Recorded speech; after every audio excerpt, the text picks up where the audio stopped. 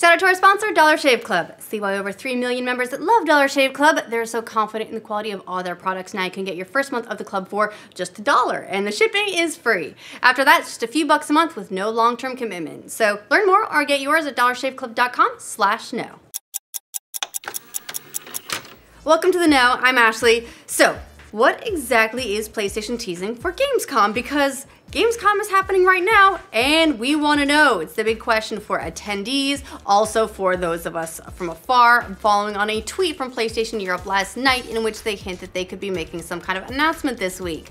The tweet said, "We're getting geared up for the reveal of something new," along with a gif of something hidden.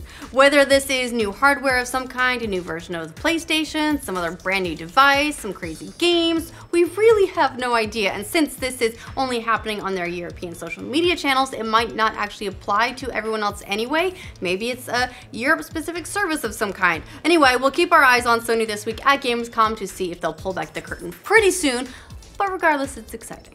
While we wait for whatever it is that PlayStation's teasing, we can enjoy a whole bunch of new footage for upcoming releases. Gamescom so far has brought some meaty new gameplay videos and trailers for big titles like Far Cry 5, Battlefront 2, Need for Speed. Ubisoft Far Cry 5 footage shows off a ton of ways to waste your time in Montana, including fishing, because everyone has fishing. Let's see, airplane dogfights, that's another thing. Actual dogfights, like with dogs between Boomer and Wolves. Slicing people up with a tractor. Why wouldn't you? In addition to that look at Far Cry 5, we've also got a more extended look at Battlefront 2 space combat. EA released a 9-minute video walkthrough that shows way more than the brief leaked trailer, highlighting how objectives work in space combat and some of the different starfighters you'll be able to pilot. And to top it all off, EA also unleashed another trailer for Need for Speed Payback, this time showcasing police chases and how they factor into the game. But it's not just updates to games we already know about at Gamescom. We're also getting brand new announcements and game reveals too. And THQ Nordic got the Gamescom announcements going in a pretty ridiculous way thanks to their new open world kung fu action RPG Biomutant, which got a CG trailer and gameplay at the show this week. The game stars bionic critters, animals, really ridiculous weaponry, flying machines, and a gorgeous looking open world. THQ Nordic has been teasing this new IP for some time. Last month they announced that they'd be showing off 2 new titles at the show, and well, that's one of them. And in keeping with the new announcements, Microsoft also revealed that we'll be getting a sequel to the hit RTS franchise, Age of Empires. Yes! That's right, Age of Empires 4 is officially a real thing, according to the company, who revealed it during an Age of Empires livestream at Gamescom, along with a new teaser.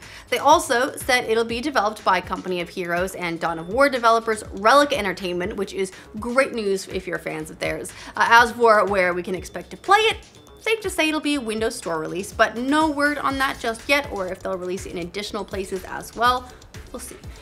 The trailer for the long-awaited Shenmue III is also finally up, and maybe needed to wait a little bit longer because it's kind of bad. The trailer shows off some state-of-the-art last-gen graphics that left everyone wondering, oh, what is this? Where did all the crowdfunded money go? We gave you a bunch of it. The comments from YouTubers ranged from, "This looks like a PS3 demo," to "The faces are even worse than Mass Effect Andromeda." And that's saying something. The game is set to release sometime next year, but maybe we'd give them a pass if they decide to delay this one a bit. It's been a while since we've heard anything out of Metal Gear Survive, the Hideo Kojima-less Metal Gear Zombie follow-up, but they're also at Gamescom this week, showing off some new mechanics, and apparently the game's getting base building. That's right, someone put Fortnite into your Survive. Konami reports that you can craft weapons and perform upgrades once you build your base, and you can even raise crops and animals. In addition to all that, the base is linked to both your single player and co-op playthroughs, so progression carries on. So that's actually kind of good news for the game, right? It sounds cool. Now, if you've been holding on to hope that we'd one day see sequels to the long dormant last-gen franchises Crimson Skies, right, Crimson Skies, and Dark Cloud, yes, well, Unfortunately, you're probably gonna keep waiting for both of those for a very long time. The producers of the original games have both spoken about potential follow-ups this week, and the news doesn't sound particularly promising. Crimson Sky's lead Jordan Weissman said this week that he's been championing the game at Microsoft, but so far hasn't made any progress in convincing them to let his studio, Harebrained Schemes, pick up the IP. Similarly, Level 5's Akihiro Hino said that fans have been asking for another Dark Cloud game, but the rights to that franchise are totally in the hands of Sony. He did say that it had negotiations in the past, but nothing came from them. So, sorry guys, for all the good things we get, we missed out on more Crimson Skies and Dark Clouds. Is Final Fantasy 15 coming to the Switch after all? Possibly, maybe, we'll see. In a Gamescom panel that was streamed on Twitch, the game's director Hajime Tabata was asked what he had planned for the game's future, and he replied, "Everyone on Final Fantasy 15, they love this specific console that sounds a lot like Twitch. You may want to think something about that in the future." I mean, that seems like a pretty strong hint, but will it be the console version? Like, how is this gonna work? Because we were told that Final Fantasy 15 wouldn't really run on it. That's what was said previously. A trailer from the official Final Fantasy YouTube account announced a pocket edition of the game with chibi versions of Noctis and the gang doing, well, what else? Pushing their car. The version, which contains the characters and main storyline of the original game, is coming from mobile devices this fall. And look, nothing against the pocket edition. That sounds great if that smartphone or tablet's all you've got, but let's hope they're talking about the console version coming to Switch and not this version. Ever wondered why downloads on the PlayStation Network are so slow? Seriously, I don't know what it is. I do everything to try and get my NAT sorted out, and it's still so much slower than everything else. One blogger thinks he's actually got it figured out. Juho Snellman, who's a systems programmer in Switzerland, investigated the issue on his blog, and he found that having any other applications running in the background could severely limit PSN download speeds. His advice is to close all other applications and games running on your PlayStation, and that should help your speed because the network actually gives priority to those compared to whatever you're downloading. Downloading is kind of a background task for the PlayStation, so if you've got anything running, even if it's in the background, that gets priority. So give it a go. The second season of Stranger Things hasn't aired yet. We're not due to get it for a couple more months still, even though it looks really, really great. But Netflix has already confirmed that season 3 is gonna happen. If you're wondering how long the show might last overall in terms of total seasons, well, co-creator Ross Duffer said that it'll be a 4-season thing. So not too long, not to overstay its welcome, but you know, 4 is a pretty good number.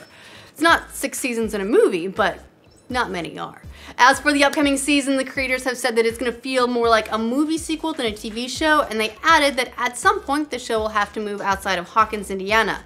Other than that, that's really all we know about season 2, except they really like the Ghostbusters and it looks great and they have thriller music playing. Oh.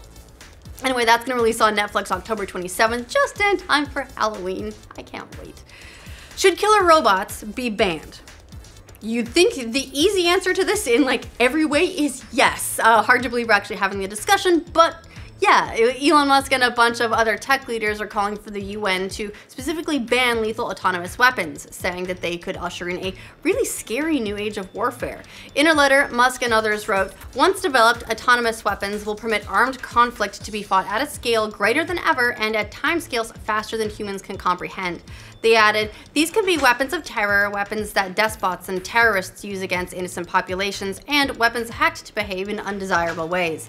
The kind of terrifying when they put that all down in words letter was signed by the founders of 116 AI and robotics companies from 26 countries. So yeah, maybe let's not make those. The people who know them best all say it's a terrible idea. We should listen to them. Let people kill people.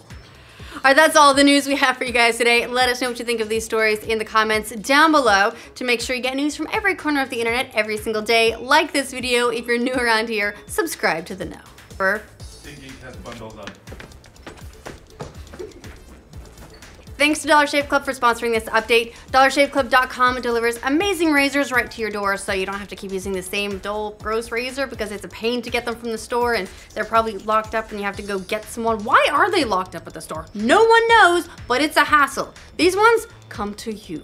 hassle-free. They've got a whole lineup of razors too, so you can decide how fancy you want to get, plus extras for shaving or just for keeping yourself clean and nice smelling, like Dr. Carver's shave butter, mint cedarwood body cleanser. There's a really nice smelling amber lavender soap. They've even got stuff for your hair now, so basically all your grooming needs are covered. If you're Gus, you really go in for the tingly butt wipes. Dollar Shave Club is so confident in the quality of all their products. Now you can get your first month of the club for just $1 and the shipping is free. After that, it's just a few dollars a month, no long-term commitment, so you can cancel whenever you decide to try for that sweet beard or get a mustache in Movember. There's no hidden fees, there's no reason not to do it really. Get yours at dollarshaveclub.com/no.